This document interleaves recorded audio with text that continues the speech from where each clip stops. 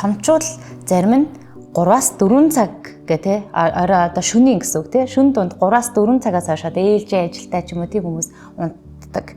Тэгээд нэг 9-10 гэж сэрдэг. Энэ хүмүүст одоо биед нь ямар нэгэн муу сөрөг нөлөө байх уу эсвэл тэгэл бас адилхан бие махбод нь сөрөг нөлөөтэй. Маш сөрөг нөлөөтэй. Тийм. Шөнийн ажилтай хүмүүс айгу одоо өөрөөсөө золиослж шүү дээ. Тэгээ тийм хүмүүс болвол одоо ингээд ер нь бол дэлхийн нийтэд асуудал тавьж байгаа л да. Шөнийн ээлжийн ажилтай байхгүй байх нь зүйтэй.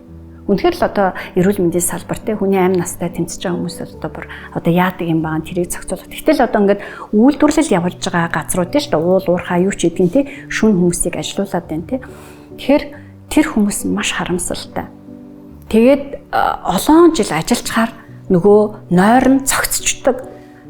Шүнийг өдөр унтж байгаагаа шүн унтж байгаа юм шиг болоод яваад идэг боловч яг одоо тэтгэврт гараад хэвийн амьдралд ороход нойргууд орцсон байдаг шүү. Бидний дотоод цаг маань яг л одоо өөрийнхөө явдгаар яваал хийдэг ашаа нөгөө гормон дааврууд чинь ялгарх цагтаа ялгараад ажиллаа хийгээл байж байтал тэр хүмүүс хавдраар өвдөх, чихрийн шижингээр өвдөх ийм эрсдлүүд бол дандаа нойргуудтай нойр дутуу хүмүүс бол маш өндөр гэж үздэг.